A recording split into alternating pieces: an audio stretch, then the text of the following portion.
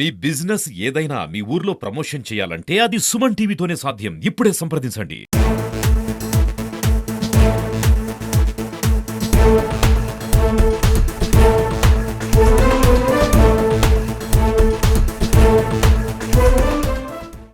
నా పేరు శ్రవంతి. నేను 2024 సెప్టెంబర్లో ఆర్టీసీలో టెండర్స్ వేసుకున్నాను. Cool drink shop, bakery items వేసుకున్న తర్వాత నాకు రెండు నాకే వచ్చాయి.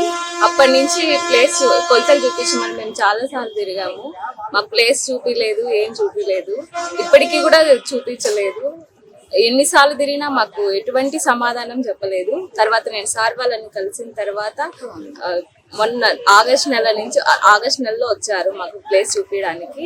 వచ్చిన తర్వాత చూస్తే అక్కడ ప్లేసే లేదు. దానికి ఇప్పటికి కూడా మాకు ఎటువంటి న్యాయం జరగలేదు, ఏం చెప్పలేదు వాళ్ళు సమాధానం. లేని స్థలానికి మమ్మల్ని టెండర్కి పిలిచి డబ్బులు డిపాజిట్లు కట్టించుకొని మేము చాలా నష్టపోయాము. మేము షాప్ పెట్టుకున్నాము కానీ డబ్బులు కట్టాము, కనీసం బిజినెస్ చేసుకోలేదు, ఏం చేసుకోలేదు. ఇప్పుడు మేము ఆ డబ్బులు నష్టపోయాము. అన్ని నెలల నుంచి తెచ్చుకున్న డబ్బులు అక్కడ నష్టపోయాము, ఇక్కడ నష్టపోయాము. మాకు ఎటువంటి న్యాయం జరగలేదు. సార్ వాళ్ళని కలిసిన తర్వాత వచ్చారు వాళ్ళు. అప్పటి వరకు మాకు ఎటువంటి సమాధానం చెప్పలేదు, ఇప్పటికి కూడా ఏం సమాధానం చెప్పలేదు వాళ్ళు. దీనికి పరిష్కారము లేకుండానే రీటెండర్లు వేశారు. రద్దుపరిచి మాకు న్యాయం జరగాల్సింది. 2024 సెప్టెంబర్ 13వ తేదీన టెండర్ వేయడం జరిగినది.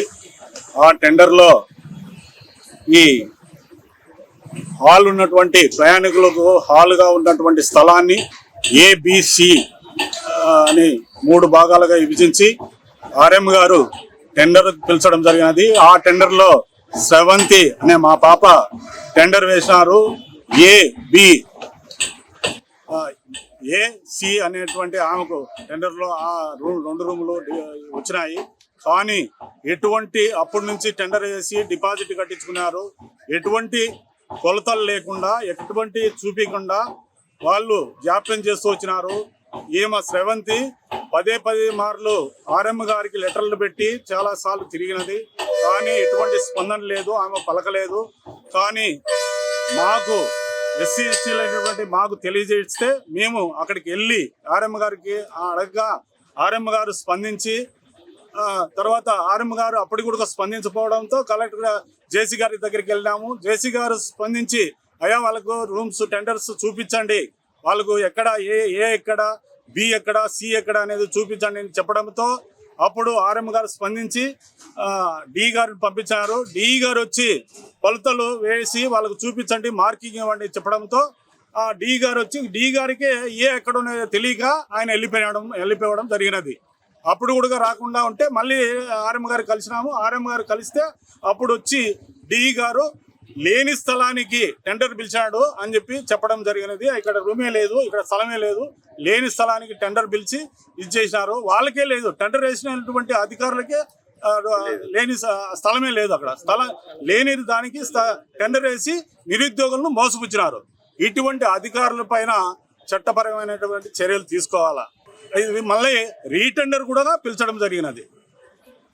ఈ దళిత నాయకులు అందరూ ఐక్యంగా కలిసి వెళ్ళి ఆయనకు తెలియజేసినా కూడా స్పందించకుండా ఇరెగ్యులర్గా సమాధానం చెప్పడము అనేది రెక్లెస్గా మాట్లాడము జరిగింది. ఈమెను దళితమైనటువంటి ఈ నిరుద్యోగి ఎన్నోసార్లు ఇంత డబ్బు డిపాజిట్ చేసి కూడా ఆమెకు న్యాయం జరగలేదు. మళ్ళీ దానికి రీటెండర్ వేశారు.